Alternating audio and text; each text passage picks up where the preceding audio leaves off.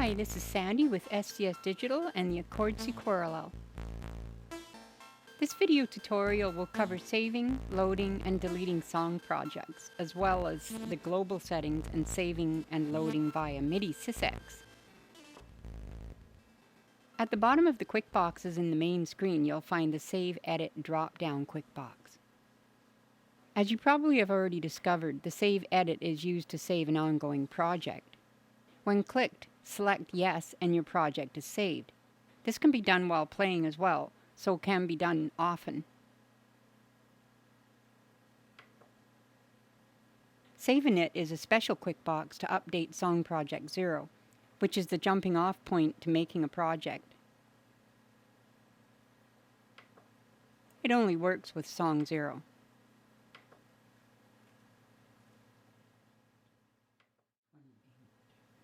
You may want to make some modifications to Song 0, and this is how you can save those mods.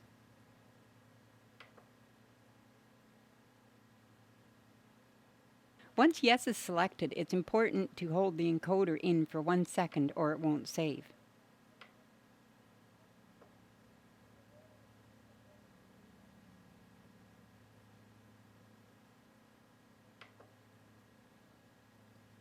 If you hold it in for more than 5 seconds, then the factory Song 0 is recovered. Notice the difference in the display. Once this is done, your Song 0 settings cannot be recovered except by loading a sysex file you may have created previously. Under the Song Quick box is a list of all projects and their names. Double-clicking on one will open that song project. We'll get back to this later.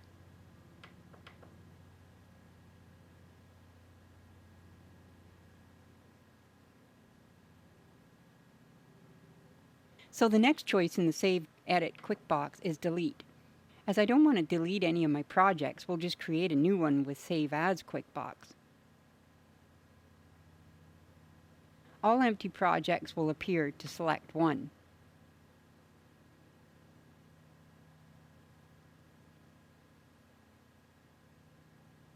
So Song 54. You are then taken back to the Song Quick Box list to enter a name if you want. Scroll to each letter and click to edit. I'll change it a bit to show you that.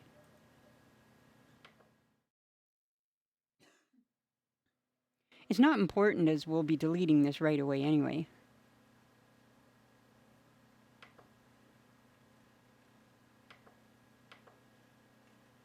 Scroll off to the right end to exit and save the name. Hold down encoder to exit.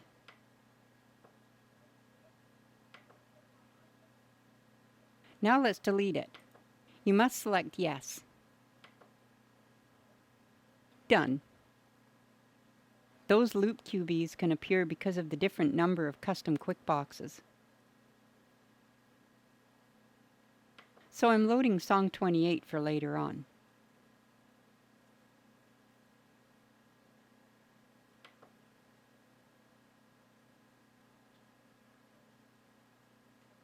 Next in the Save Edit quick box drop-down is Restart. This is to get a fresh startup rather than power cycling and is rarely needed.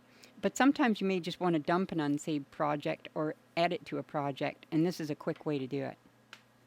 Plus there is the fancy splash, right?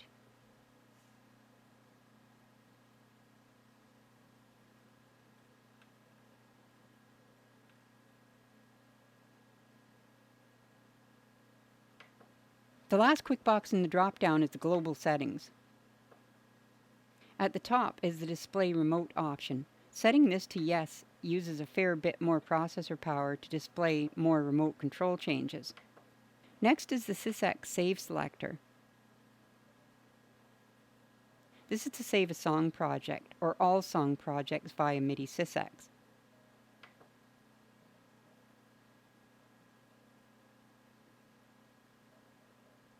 The most popular software for this is MIDIaux. In Edit, open the sysex window.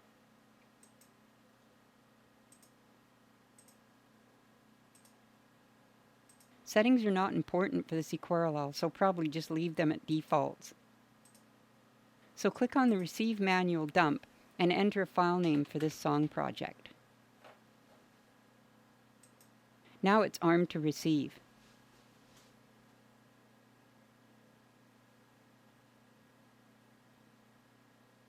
Depending on the complexity of the song project, this could take up to 2 minutes. Song 28 is pretty light, so it won't take long. Dumping the entire list of song projects, especially if it's full, can take a considerable amount of time, up to 2 hours if every song project was full to the top.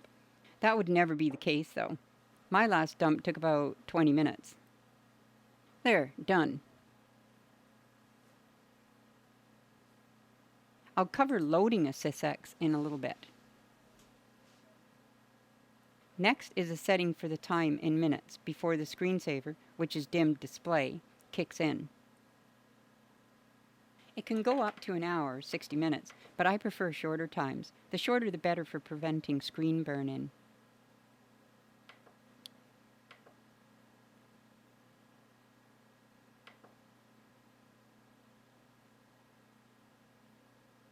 The CV to MIDI routing can send directly to MIDI out or through the MIDI engine as a merge like panel MIDI input does, which is required to record CV2MIDI into layers. I'll demonstrate this. Under the MIDI push quick box, I have set CC5 jack to send CC74 on channel 1, which is a MIDI cut filter.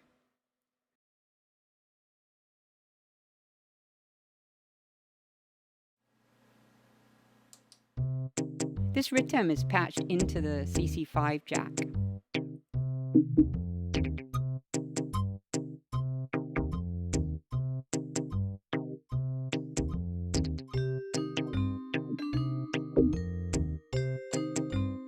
Set straight to MIDI out, it controls channel 1's cut filter but won't be recorded.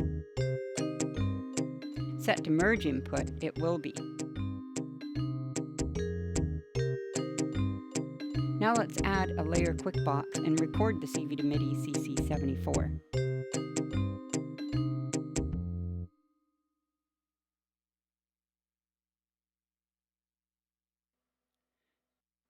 "10 bars might be fun.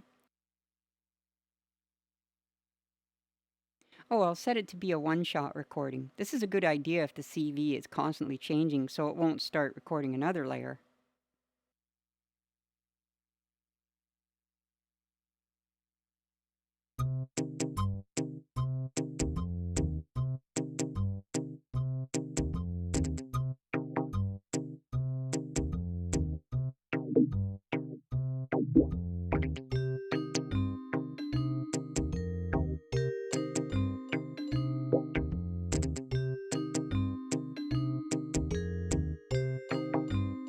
You can see the little indicator in the layer quick box moving, verifying it's in.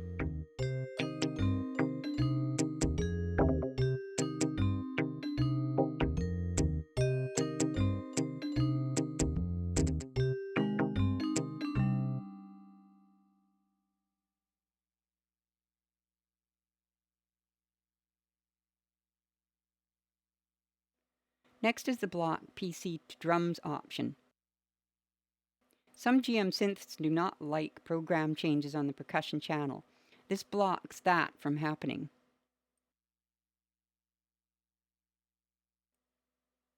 This enables the MIDI master reset message. Generally, it can be left on, unless you're having troubles with master reset messages. Send MIDI clock can also be left on, except if this causes issues with your hardware. The swing clock option can be interesting if your hardware can handle it. Instead of the base MIDI clock being sent, the swing clock is sent instead, if there is any swing setup in the song effects. It can add swing to your synth's arpeggiator or echoes, or delays. The free-running clock option will continue sending MIDI clocks after play is stopped.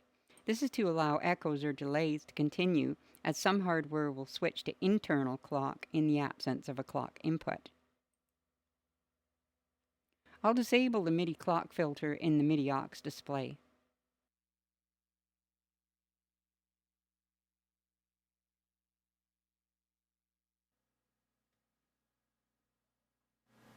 Hit play.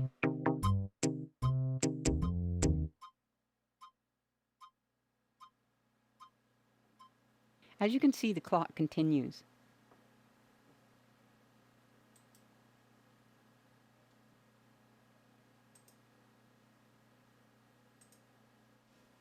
Next are the NRPN presets.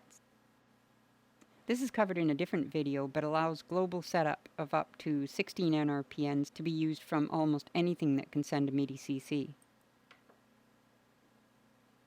Track remote key offset can be entered here, and this is also global for all projects. This is covered in the remote control series of tutorials. Lastly, the CV to gate delay can be set. Unless you have a module that requires a bit of an advance on the CV before the gate or trigger, this can be left at 1. This is also shown in another video. So there's all the global settings. Now let's do a sysx load to finish off this video. A sysx can be input to the panel MIDI in, or the link input header if you have a breakout panel. Again, using MIDI aux will send a file into the Sequarallel. Back in the sysx window, select a file to send to the Sequarallel. These are some of the demo files we have on the site, which I can't remember which is what, which demonstrates the importance of properly naming files. Make sure your MIDI I/O is patched properly, and that you're on the song project you want to load into. It doesn't really matter which song project number you use, as it will load into wherever it is. But for safety, I like to go back to project 0, just in case.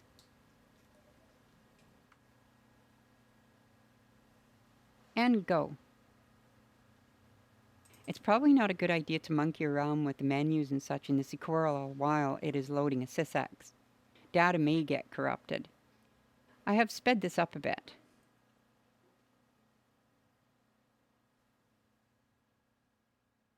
There's no obvious indicator from the Sequarallel screen that the download is complete, just MIDI aux. But on moving the main screen, one can see it has changed. Did you see the transpose switch to -12 on its own? In a future version update, perhaps, there will be some sort of indication, but for now, this is the way it is.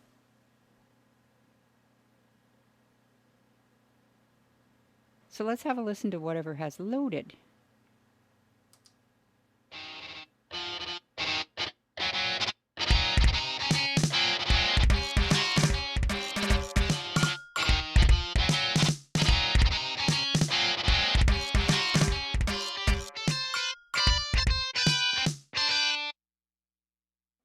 So from this point, you could select Save As in the Save Edit Quick Box dropdown and permanently save it, and name it if required. On the site, there are these demos and explanations and descriptions that can be downloaded to further familiarize you with this setting up of a song project and different methods therein. I hope this video was helpful and that you're enjoying your Sequarallel. I'm Sandy Sims. Thanks for watching.